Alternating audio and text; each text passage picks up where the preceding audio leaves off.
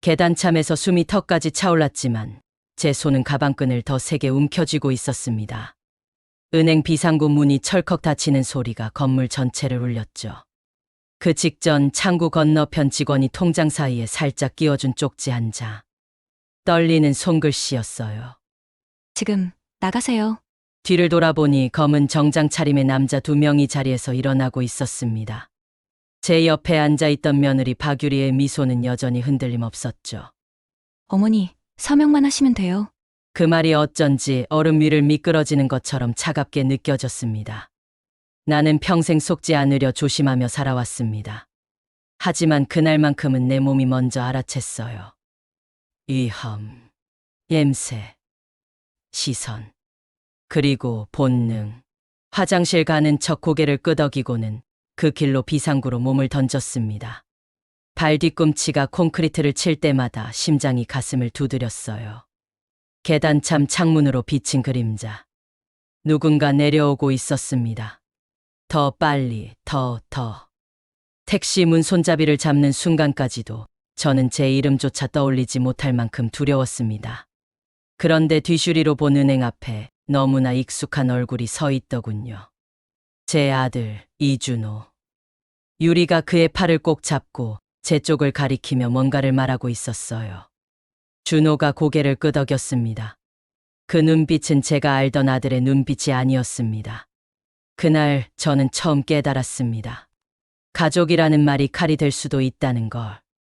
그리고 그 칼날을 누군가가 아주 오랫동안 천천히 갈아왔다는 걸요. 잠깐 본격적인 이야기를 시작하기 전에 말씀드릴게요.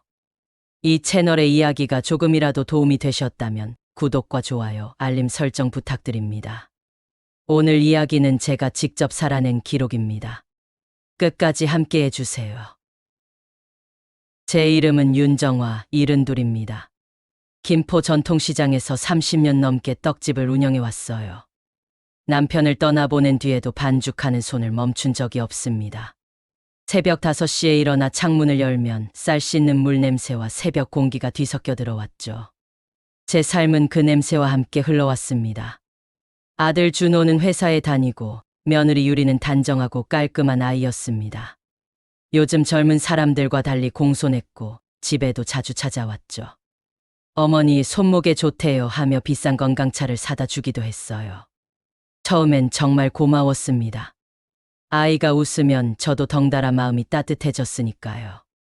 그런데 일주일 전부터 뭔가 달라졌습니다. 거의 매일 찾아와서 청소를 해주고 자꾸 은행 얘기를 꺼냈어요. 어머니, 요즘 보이스피싱 정말 많대요. 제가 계좌 정리 좀 도와드릴게요. 말투는 부드러웠지만 이상하게 거절하면 안 된다는 압박이 느껴졌습니다. 친구 나모키가 떡집에 들렀을 때 그 얘기를 살짝 흘렸어요. 오키가 눈썹을 찌푸리더군요. 정화야, 요즘 세상이 얼마나 무서운데. 서류는 함부로 서명하지 마. 그리고 그 며느리, 너한테 인사할 때랑 돌아설 때 표정이 완전히 다르던데. 내가 봤어. 그 말이 마치 잔잔한 물에 던진 돌처럼 번져나갔습니다. 아무 일 없길 바랐지만 내 안 어딘가에서 조용히 경고음이 울렸어요. 목요일 아침 유리가 사다 준 건강차를 한 모금 마셨습니다. 쓸쓸하면서도 달큰한 맛이었죠. 1시간쯤 지나자 머리가 멍해지고 손님 이름이 떠오르지 않더군요. 내가 왜 이러지? 손님이 건넨 돈을 세는데 눈앞이 흐려졌습니다. 나이 탓이라고 넘기기엔 뭔가 이상했어요. 그날 밤 떨리는 손으로 통장들을 꺼내봤습니다. 남편과 제가 평생 모은 돈 5억, 집값 10억. 그 숫자들이 갑자기 종이장처럼 가볍게 느껴졌어요. 금요일은 장 서는 날이었습니다. 유리가 차를 몰고 와서 저를 태웠어요. 차 안에서 누군가에게 짧은 문자를 보내는 게 보였습니다. 도착해요. 누구에게? 묻지 못했습니다. 묻는 순간 돌이킬 수 없는 문이 열릴 것 같았거든요. 은행 대기석에 앉자마자 검은 정장을 입은 남자 2명이 눈에 들어왔습니다. 그들은 서류를 보지도 휴대폰을 만지지도 않았어요. 그냥 주변을 살폈죠. 시계 초침 소리가 유난히 크게 들렸습니다. 제 번호가 불렸고 3번 창구로 향했어요. 직원 이름표에는 최지은이라고 적혀 있었습니다. 유리가 봉투를 내밀었을 때 지은 씨 손등에 힘줄이 툭 하고 붉어졌어요. 그리고 아주 짧은 순간 우리의 시선이 마주쳤습니다. 절박함. 그 단어가 그녀의 눈 속에서 흔들리고 있었어요. 할머니, 통장 확인해 보세요. 통장을 펼치자 메모지가 손끝에 스쳤습니다. 지금 바로 나가세요. 저는 그 종이를 재빨리 주머니에 감추고 화장실을 핑계로 일어섰어요. 유리가 제 팔을 꽉 붙잡았을 때 지은 씨가 유리를 제지하며 말했습니다. 고객님, 서류 확인이 조금 더 필요한데요. 그 틈에 저는 걸었습니다. 아니, 거의 뛰었어요. 비상구 문이 닫히는 소리 뒤로 유리의 목소리가 들렸습니다. 어머니, 하지만 뒤돌아보지 않았습니다. 그날만큼은 뒤돌아보는 사람이 먼저 잡힌다는 걸 본능적으로 알고 있었어요. 택시 안에서 손이 너무 떨려 전화조차 받을 수 없었습니다. 유리가 계속 전화를 걸어왔죠. 어머니 어디세요? 너무 걱정돼요라는 문자가 연달아 왔어요. 병원 예약했어요. 치매 검사 꼭 받으셔야 해요. 그 문자를 보는 순간 등줄기가 싸늘해졌습니다. 아, 이 아이는 지금 나를 정신 나간 사람으로 만들고 있구나. 숨을 죽인 채 나목히 가게 뒷방으로 숨어들었습니다. 제가 무슨 말을 꺼낼 때마다 오키의 표정이 더 굳어졌어요. 정화야, 이거 뭔가 심상치 않아. 그때 문 밖에서 파출소 경찰이 들이닥쳤습니다.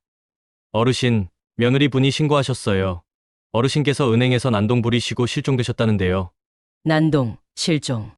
제 입에서 허탈한 웃음이 새어나왔습니다. 마지막 희망은 아들이었습니다. 준호에게 전화를 걸었죠.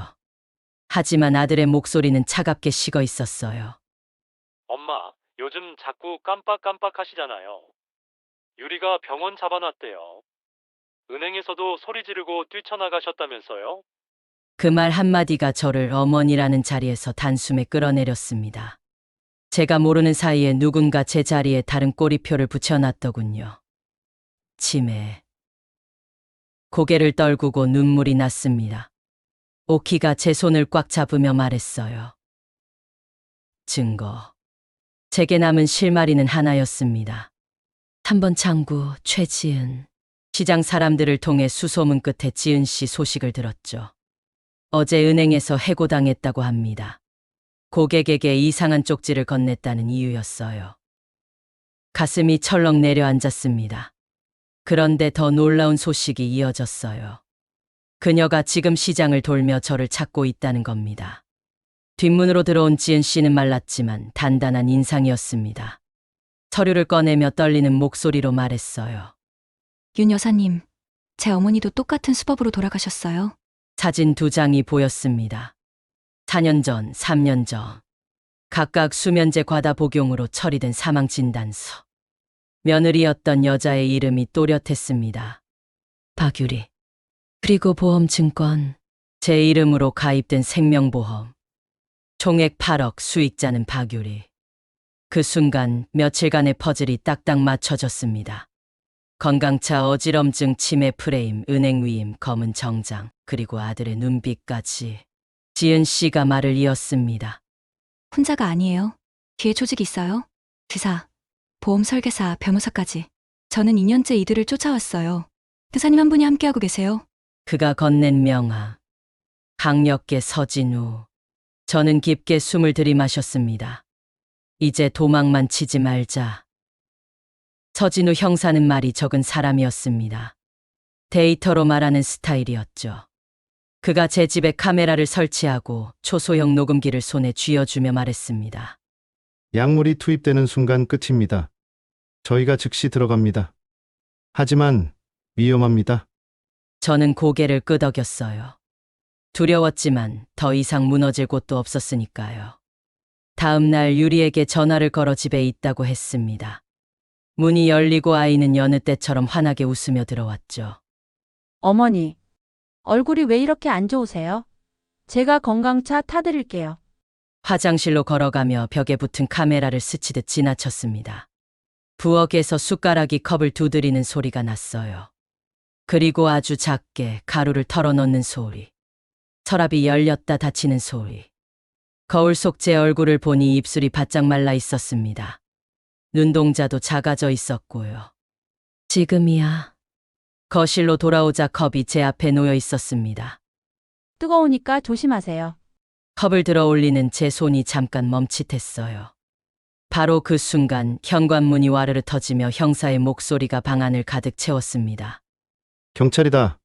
수갑이 채워질 때 유리가 저를 똑바로 바라봤습니다. 어머니 오해예요. 그냥 건강차였어요. 그 아이의 눈빛은 끝까지 흔들림 없었어요. 저는 낮게 대답했습니다. 이제 그만해라. 모든 게 끝났다고 우리는 믿었습니다. 하지만 세상은 그렇게 간단하지 않았어요. 조직의 보스 최태성이 온갖 로비 끝에 석방됐습니다. 다음 날 저녁 제 현관 초인종이 울렸죠. 문 너머로 들리는 그의 목소리는 지나칠 만큼 공손했어요. 표정은 보이지 않았지만 미소를 짓고 있다는 게 느껴졌습니다. 할머니, 오해가 있으신 것 같은데요. 조용히 사시면 모두에게 좋습니다. 특히 아드님께.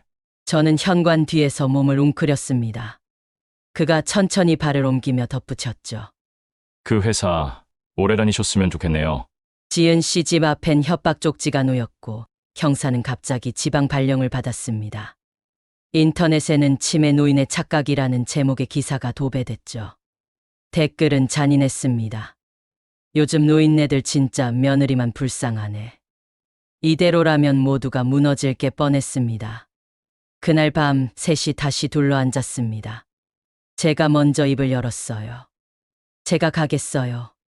끝낼 때가 됐잖아요. 서진우 형사가 잠시 눈을 감았다가 작은 안경을 꺼냈습니다.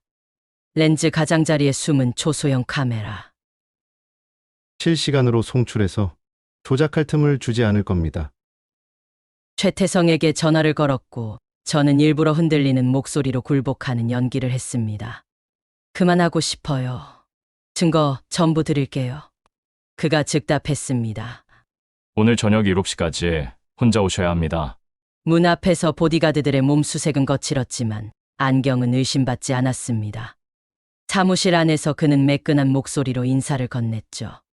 할머니, 오셨군요.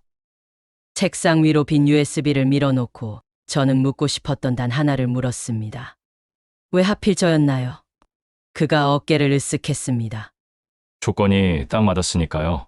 재산도 있고 혼자 사시고 주변에 설득 가능한 사람들도 있고. 주변 사람들. 그 말 속에는 제 아들과 은행, 시장, 파출소까지 다 포함돼 있다는 걸 뒤늦게 깨달았습니다. 그가 계속 말했어요. 20년 해왔어요. 시스템이라는 게 있죠. 각자 먹고 살아야 하니까 다들 눈 감아주더라고요. 더는 참을 수 없었습니다. 안경다리를 잡아당겨 책상 위에 툭 던졌어요. 당신 말 지금 전부 나가고 있어. 이 순간에도 그의 얼굴이 돌처럼 굳었습니다. 무슨 소리? 문이 와장창 열리며 검은 전술아들이 바닥을 스쳤습니다. 경찰이다! 움직이지 마! 이건 복수가 아니었습니다. 기록이었죠. 수십만 명이 동시에 목격한 한 사람의 입에서 나온 진실. 그는 도망칠 수도 변명할 수도 없었습니다. 카메라가 비추는 동안 세상은 그제야 귀를 기울였습니다. 재판장. 판사가 천천히 판결문을 읽었습니다. 최태성 살인교사 및 조직범죄, 무기징역. 박유리 살인 및 살인미수, 무기징역. 이름이 불릴 때마다 제 뒷목이 뜨거워졌습니다. 끝났구나. 정말로 끝났어요.